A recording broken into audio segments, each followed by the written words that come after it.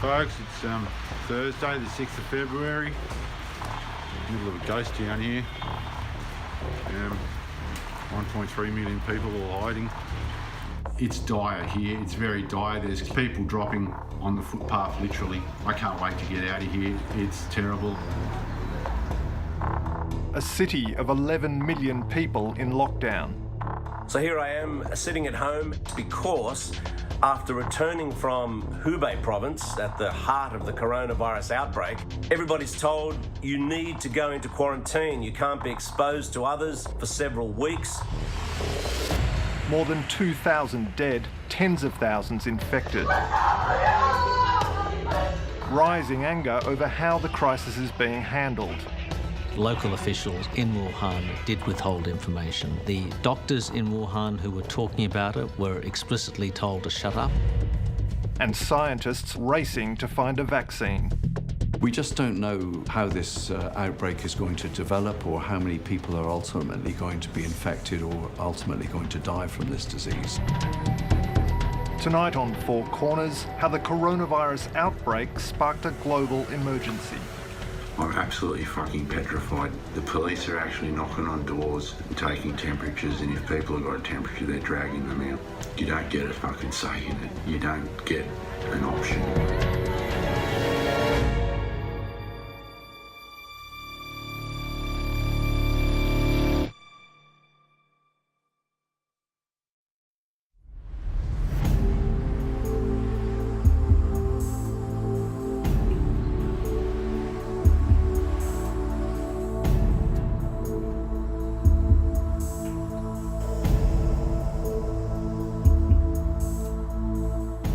Wuhan is a very, very beautiful, charming and bustling city in central China.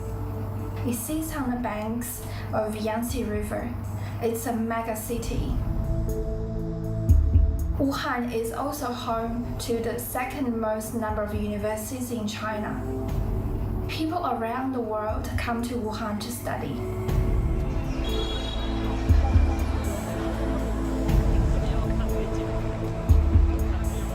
It's right in the heart of the country, geographically as well as economically. All these trains and planes are coming through there, and to have the virus outbreak start there, it's almost like if you wanted to pick the worst place for it to break out in, that would be the place you'd release it.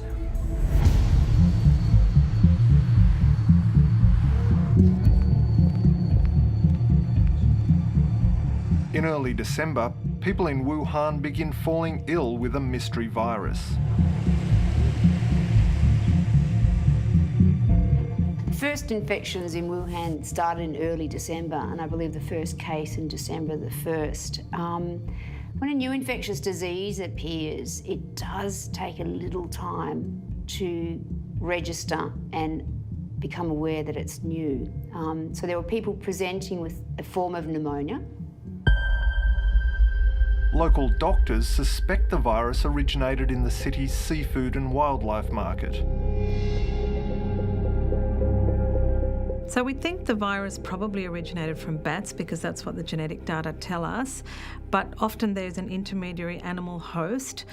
In this case, they think pangolins might be implicated, which are a mammal, and that intermediary animal host might have been at the markets. We don't think that it's from eating those things specifically, like through the gastrointestinal tract, but more from handling them, from touching the contaminated meat. So somewhere in that market, we believe there must have been a contaminated animal source that infected the first cluster of humans. In late December, as the number of cases increases, doctors in Wuhan begin sharing information in a private chat group. Well before any of us knew about the coronavirus, there were people who tried to sound the alarm. So there were a group of whistleblowers who'd heard that there was this virus cluster, and they started speaking about it. Now, in particular, there was one doctor, Li Wenliang. He posted on a chat group with his former university classmates that people had been coming in with what he thought was the SARS virus. 7 SARS cases were confirmed in the Huanan seafood market.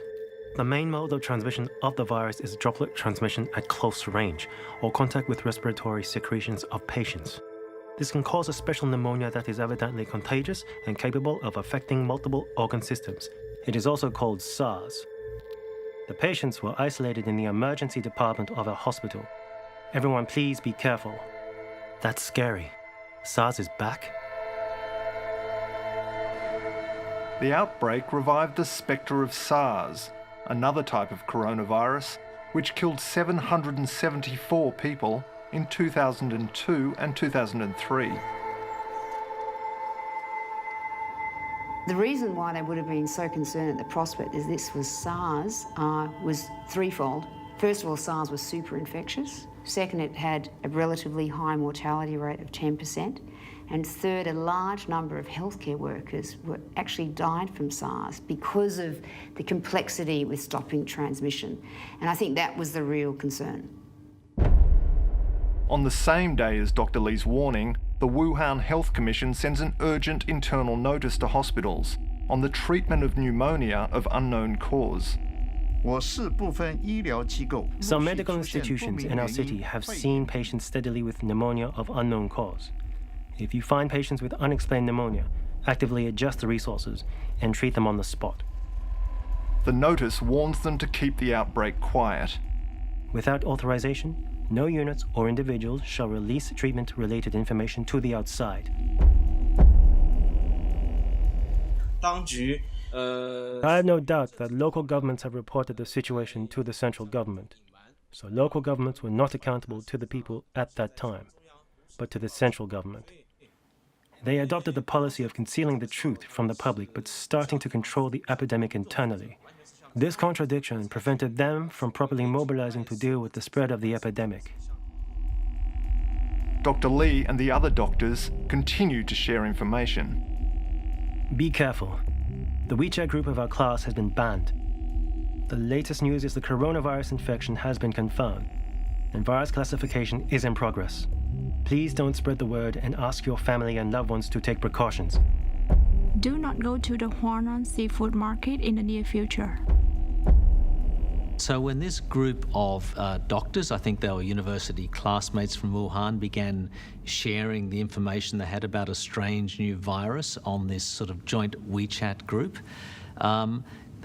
they were doing what you'd expect medical professions to do, to try and sort of pool information and see what was actually happening. But of course, that's a kind of dangerous thing to do in China. I think there's little doubt right now that local officials in Wuhan did withhold information. They've admitted as much.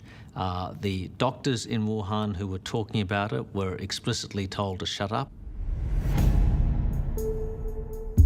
Dr. Lee and his colleagues are hauled in for questioning by Wuhan police. After investigation and verification by the public security organs, 8 offenders have been summoned and handled according to law. The police will investigate and punish with zero tolerance those illegal acts that fabricate and spread rumors and disrupt social order. Dr. Lee was disciplined by his own hospital. He was even picked up by the police and taken in and castigated and told not to spread rumours. This is what happens when you are saying things publicly that the Communist Party doesn't like. You're spreading rumours. Even if somebody is trying to tell the world about a potentially dangerous virus, the first instinct is to shut them up.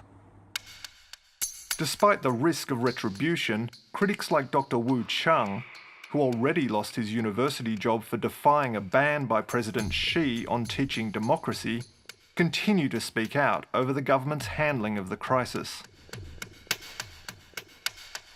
They were basically concealing the truth. Although internal controls were in place, the information kept from the public caused the outbreak of the disaster and the spread of the disease. That's the key point in this saga.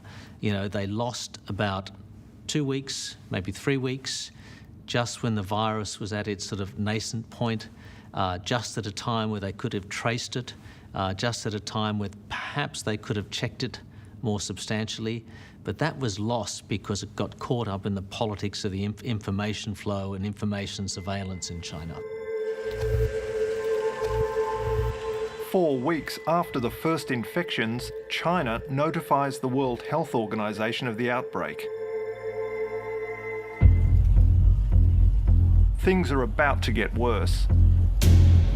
In early January, millions of Chinese are preparing to travel to and from Wuhan to celebrate Chinese New Year with their families. If you were to pick the most dangerous time, the worst time for a virus to break out here, the worst time for it to spread quickly across China and even around the world, it would be the Lunar New Year. You have hundreds of millions of people crisscrossing China, travelling overseas, and because of that mass migration, the largest mass migration annually in the world, I mean, it was just a terrible time for this virus outbreak to happen. Australian resident Ying Wang, who lives in Melbourne, is preparing to visit Wuhan with her husband and 2 children when she hears about the outbreak.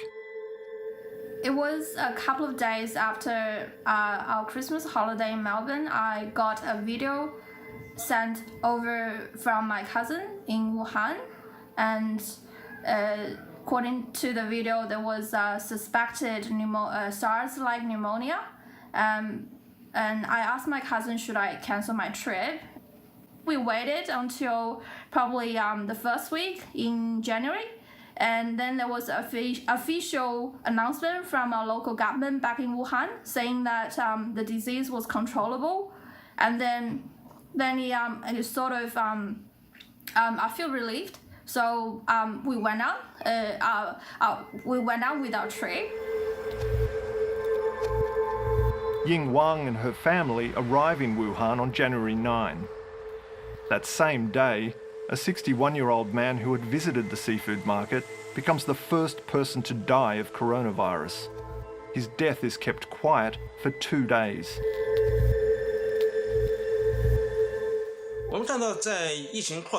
During the most crucial time of the spread of disease in early Jan, Wuhan and Hubei were holding annual political meetings.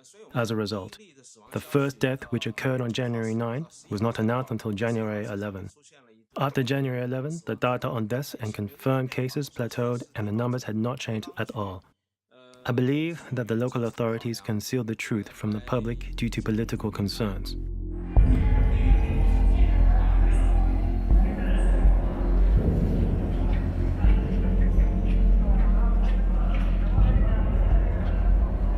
On January 22, the government finally acknowledges the gravity of the situation at a press conference in Beijing.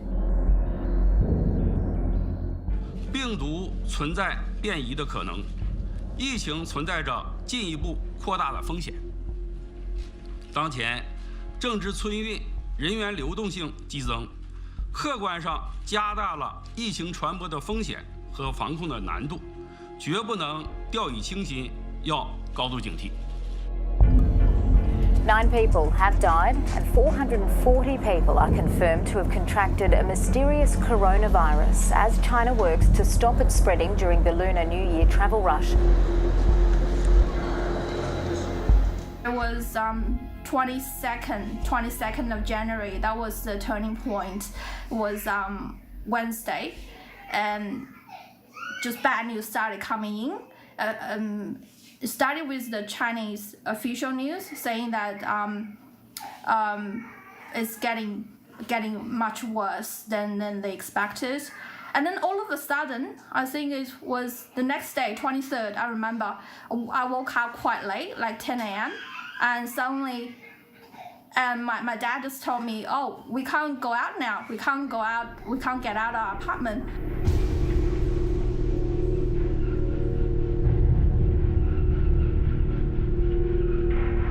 There's been a dramatic development this morning in the Chinese city of Wuhan, which is the epicentre of an outbreak of a deadly new virus.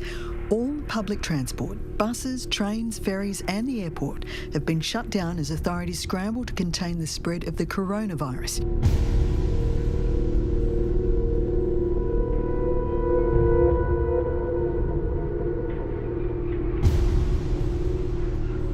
I mean, when the authorities decided to lock down that whole province of Hubei, that's like locking down the entire population of Italy and telling them you can't leave that province.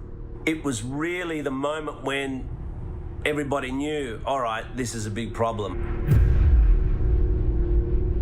When Wuhan went into lockdown, I think January the 23rd, and then flights and greater lockdown measures across China, this is unprecedented in the history of modern medicine. We've never tried, we know that containment can work, but it's never really been done at this large scale.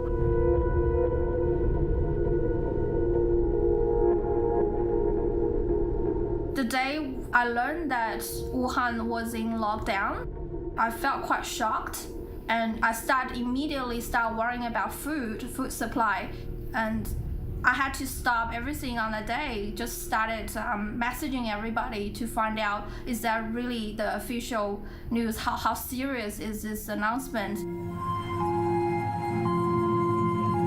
By late January, Wuhan's hospitals are struggling to cope.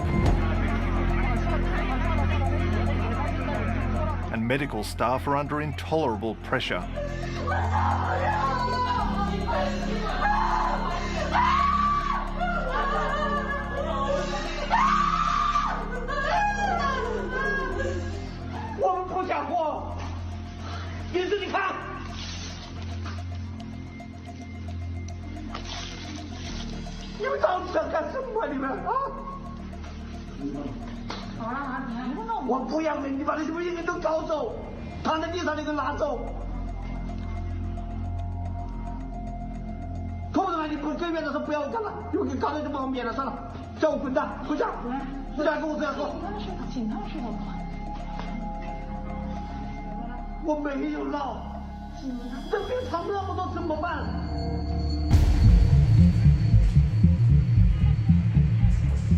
With patient numbers surging, construction begins on 2 new hospitals, with one scheduled to open in just over a week.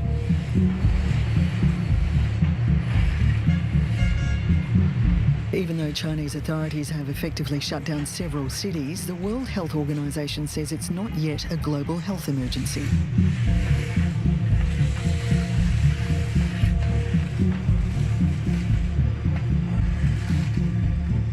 So obviously the whole world was watching very closely through January as this epidemic unfolded, and people were very concerned. A lot of experts were concerned and felt that the public health emergency of international concern should have been declared earlier.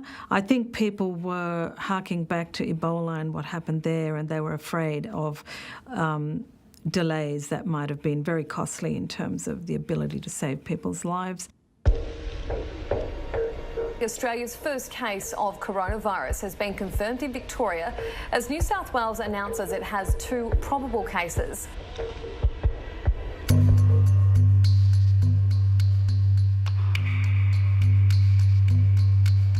So the minute we made the diagnosis of the first case in Australia, we knew how significant that was, and we knew that we wanted to culture the virus. In a major breakthrough, Australian scientists become the first outside China to isolate the virus in a laboratory. It's definitely growing. It started at 30, so that's 3 logs, so 1,000 times stronger. Awesome. So it's definitely growing. So we've got it. Fantastic. Yeah. CSIRO scientists begin growing the virus in their highest security laboratory, reserved for the most deadly pathogens.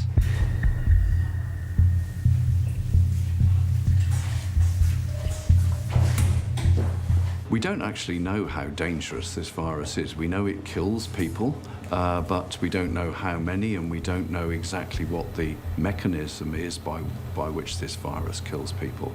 So at the moment, we're taking the highest level of precautions.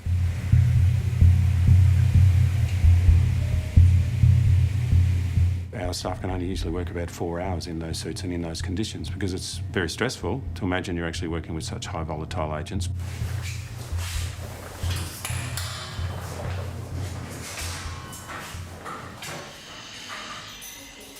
The most important thing that we're doing at the moment is growing the virus to produce more of it so that we can understand more about the characteristics of this virus and also how it behaves in our biological model so that we can see the progress of the disease. So we will then introduce the virus into our test animals, on this occasion ferrets, because their respiratory system is very similar to humans. And the idea here is to understand how that infection progresses and how it behaves. This is very important for us to understand, because if we can't understand how the infection progresses and in which way it progresses, we can't understand how vaccines work.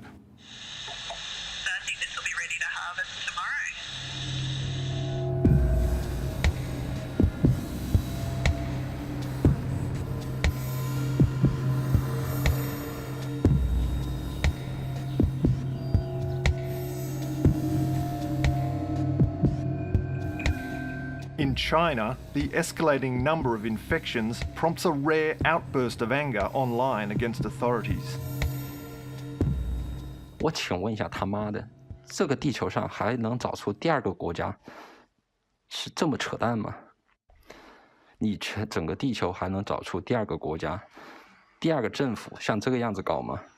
现在的武汉市就他妈的跟地狱一样，看到他们倒地死亡，或者说各种情况。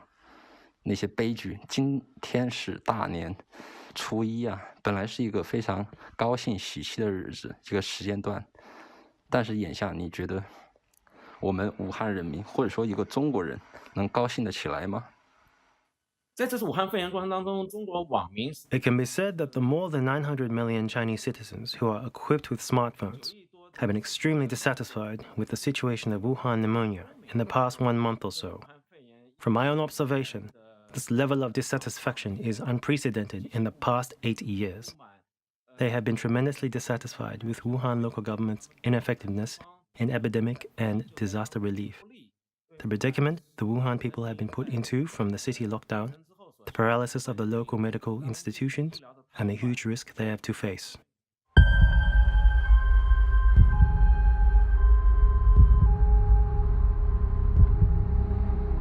As authorities desperately try to stop the virus spreading, Wuhan is effectively cut off from the rest of China. We decided to go into Hubei province to have a look what it was like right inside the virus hot zone.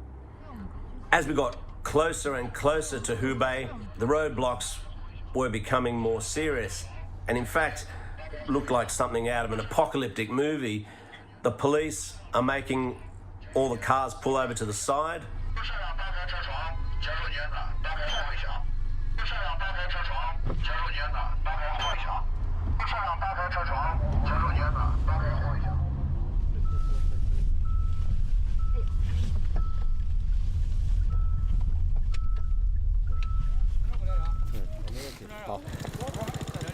So basically that's the border that way. The police have told us that we can drive in, but we can't drive out. We drove through a series of ghost towns. I mean, nobody on the streets, shops closed, the shutters were down.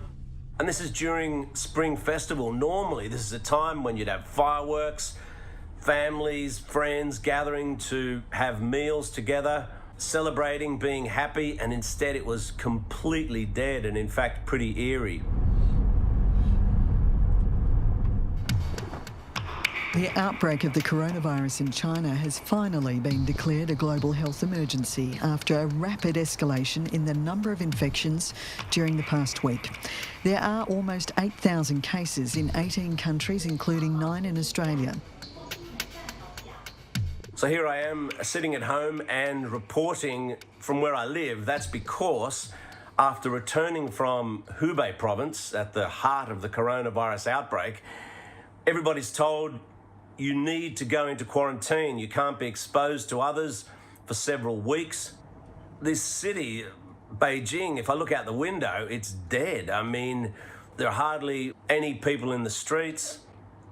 Friends here don't want to go outdoors. That's because they're afraid of catching the coronavirus. And the same is happening all over the country, all these mega cities in China.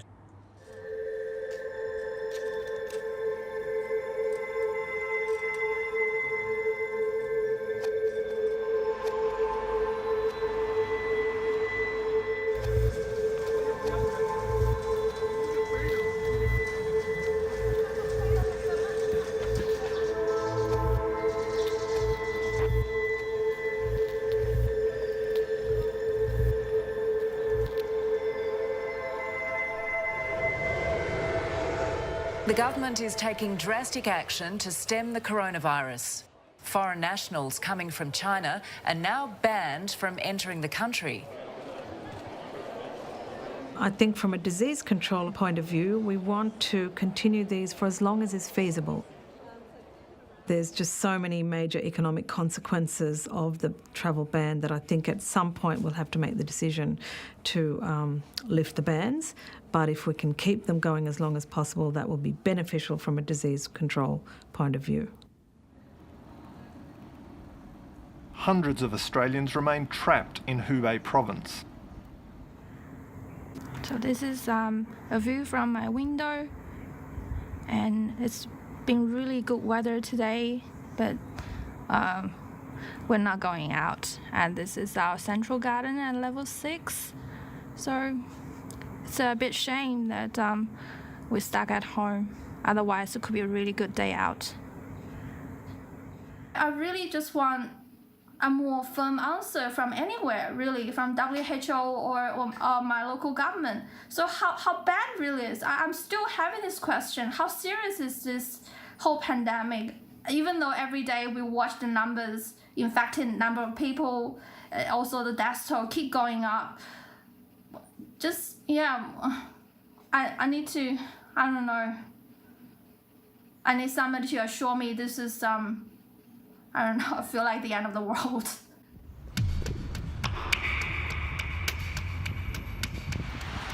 Morning, folks. It's Thursday, the 6th of February. Middle of a ghost town here. 1.3 million people all hiding. It's raining, it's a miserable day. Death tolls were 545 today. 16,800 odd people in hospital in my district. Waiting on DFAT to give us an answer about when I can get out of here. Australian Tim McLean is stranded on the outskirts of Wuhan. He's trying to get his Chinese partner a visa to come to Australia. Foreign Affairs just contacted me. I just hung up the phone. They just confirmed and wanted to let me know that my spouse, Xu Shong, didn't make the list for the flight with Qantas, and asked me if I was still interested in leaving. I informed them that I'm not leaving without her. It's dire here, it's very dire. There's queues outside the hospitals now. We're not allowed near them. There's people dropping on the footpath, literally, okay? I know how bad it is. I can't wait to get out of here. It's terrible.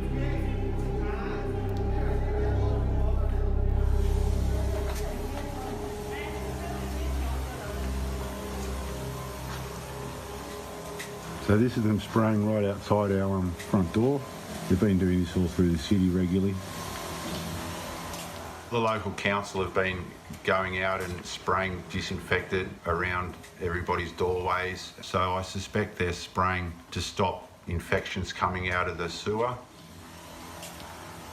I better go in and shut the door.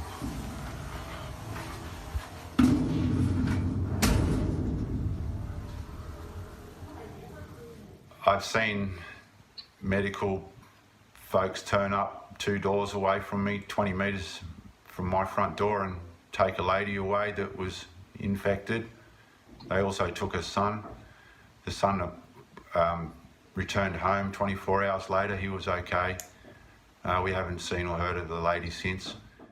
So people have been concerned about the human rights aspects of quarantine and isolation of cases, quarantine of contacts, etc., and that's been happening on a very large scale in China, but also in Australia and other countries.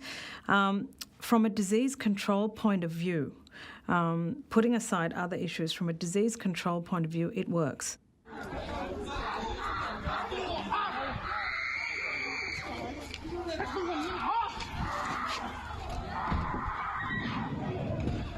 Videos emerge on social media of authorities using increasingly drastic measures.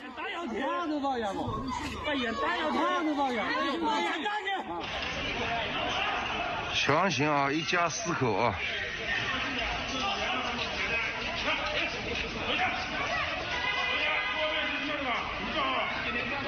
每天不是不用去看，一定去看。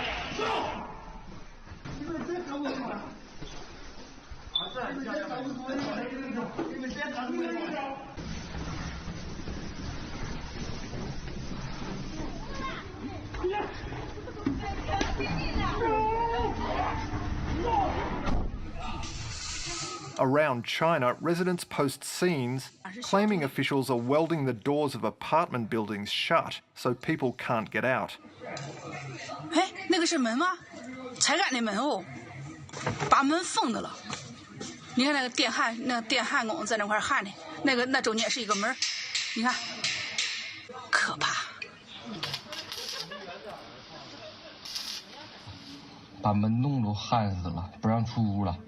下一个就是我们6号楼了，就是我家了。I'm very concerned about getting this virus. I'm not even 100 metres away from one of the hospitals. It's full. I've seen people entering that hospital. I've seen people getting rolled out on stretchers out of that hospital. It's literally across the road from where I come out of my apartment. Now, that's concerning. My hospitals here are full. We've run out of medical supplies here. There's no PPE or personal protective equipment available anymore, so the doctors are all gone to the bigger hospitals. They're shipping our sick and our, the people that are in bad condition, they're taking them to Wuhan. The Wuhan hospitals are also full now.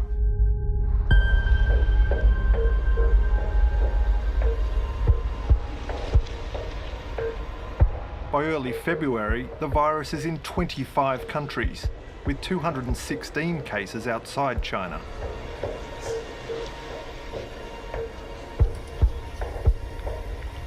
The most likely way that the virus is travelling outside of China is by infected people. So these people, they are perhaps in the early stages of the disease and perhaps not showing very many clinical signs.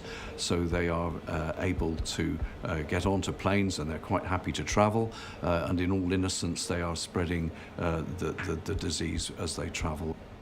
We think probably 10% or less of all infections in China are being detected at the current time. We estimate that maybe up to 50,000 new infections a day occurring in China, which is obviously much larger than the official case numbers.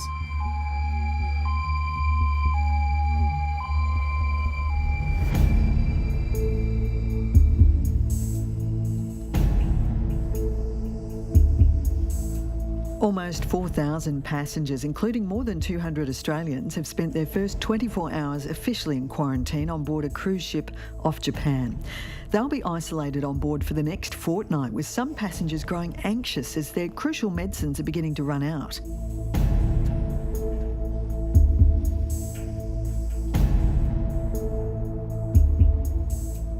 We know that cruise ships are at high risk for outbreaks. It's well documented that you get outbreaks of influenza, norovirus, gastro, and so on cruise ships. They are closed, small communities in a small space compared to, say, a country. So obviously you can get more intense transmission once an outbreak starts.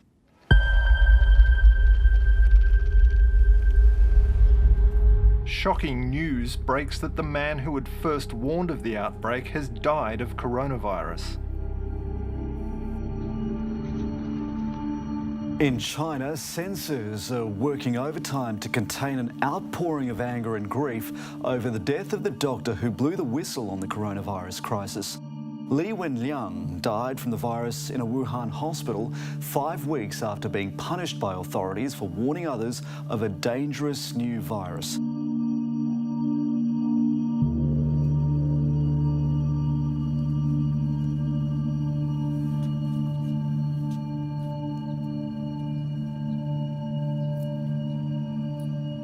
There was a huge outpouring of grief, anger, frustration on Chinese social media, and not just from so-called netizens, you know, on Chinese-style Reddit forums or something, but from the Supreme Court of China, who put out a statement saying that, you know, these doctors were heroes, they should have been allowed to do their job. The public intellectuals and the public both realized that Dr. Li represents the conscience of China. He was suppressed from the beginning from telling the truth. He could have saved the livelihood of tens of thousands of people, or thousands of people's lives. But all this was concealed due to the authority suppression of free speech. I believe the public expressed their dissatisfaction with the government by commemorating him.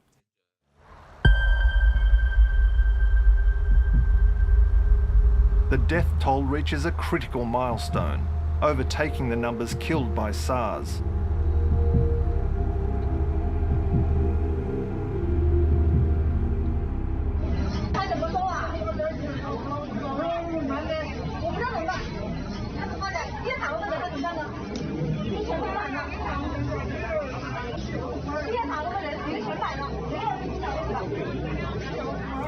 具尸体已经在这里躺了一个上午了，有的人已经是凌晨死的，到现在没有人来处理。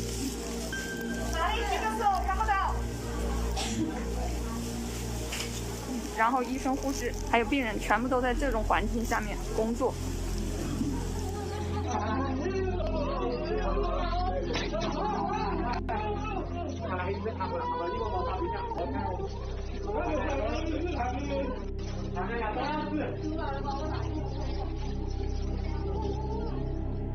习近平首先来到北京市朝阳区安贞街道安华里社区。After being conspicuously absent, President Xi emerges on state media to assert his authority.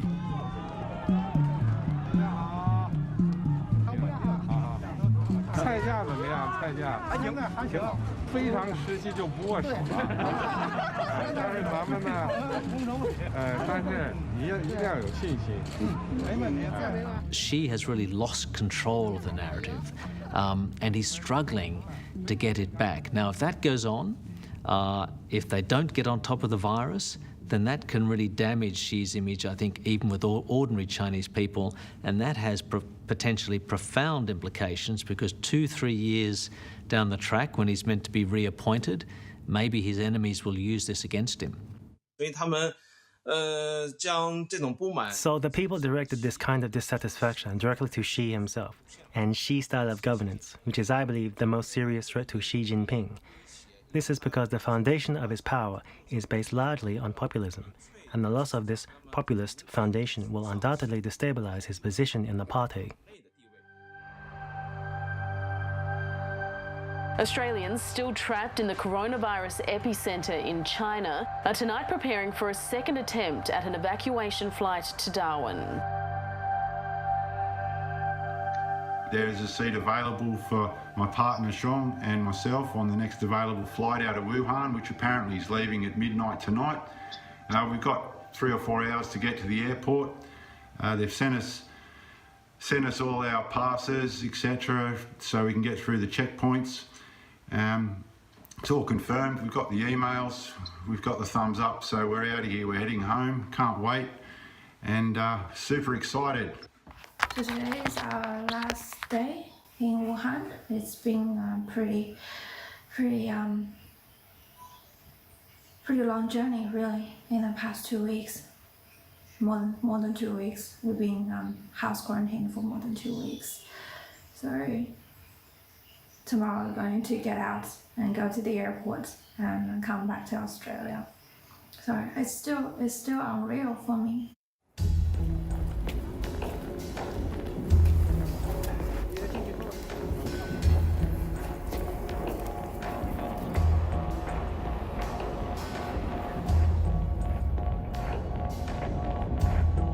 reaching the airport toll gate, so it looks like we're going through a checkpoint.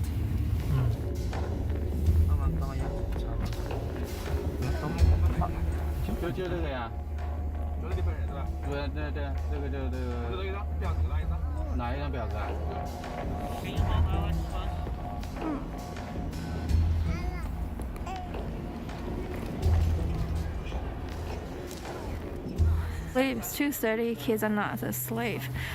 I'm super tired.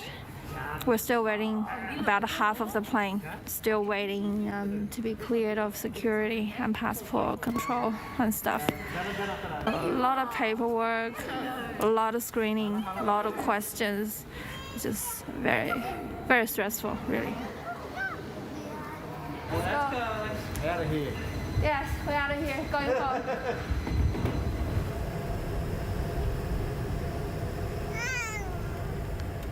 Tim McLean isn't on the flight. Quarantine restrictions mean he hasn't been able to get any transport to the airport, so he's still stuck in Hubei province. I'm absolutely fucking petrified now. 1,300 odd people are dead here. The police are actually knocking on doors and taking temperatures, and if people have got a temperature, they're dragging them out, mate. You don't get a fucking say in it. You don't get an option. You get taken away and put with a bunch of other sick people. Not only are we in quarantine, but it's beyond quarantine now. I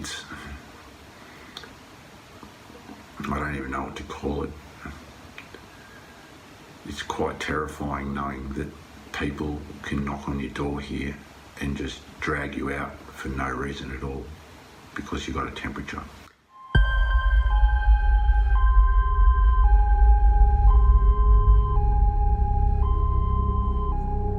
At the moment, we don't have a good understanding of the real mortality rate for the novel coronavirus. It's estimated about 2%. So if the mortality rate's 2%, if it's 1%, even if it's 0.5%, and 300 million people get infected, that's a lot of people that could potentially die.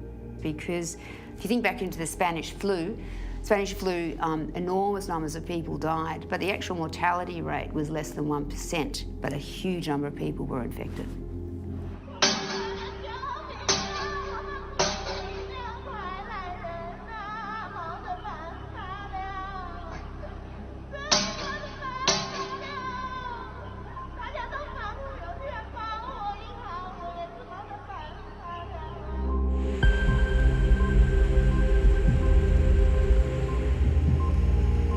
The World Health Organization is this morning warning the coronavirus could pose a greater global threat than terrorism. A virus can have more powerful consequences than any terrorist action. And that's true. And if the world doesn't want to wake up and consider this enemy virus as public enemy number one, I don't think we will learn from our lessons. We just don't know how this outbreak is going to develop, or how many people are ultimately going to be infected or ultimately going to die from this disease. We don't yet know exactly how the virus is evolving. We don't know how many people are actually infected that are not revealed to be infected, and we don't know how many people are dying that are misdiagnosed as dying from other disease. So this is a real problem for us to be able to make any real prediction or to model the spread of this disease. I think the worst case scenario is that we are unable to contain the virus, that we see sustained human-to-human transmission in many parts of the world. The World Health Organization says the window of opportunity to contain the coronavirus outbreak is narrowing. The statement comes as concerns grow in South Korea and the Middle East about the number of cases. There have also been more cases confirmed among Australians evacuated from a cruise ship in Japan.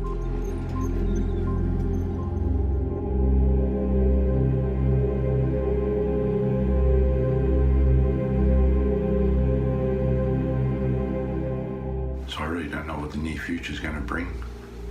We've got no information about how long we're going to be in here. There's no indication whatsoever. I've got sick people living next door to me. I've got sick people above me. I've got sick people across the lane from me. Some of those people have got chains on their doors so people can't access them because they're ill. I'm hiding from a virus that you can't see and a government that you don't want to muck around with.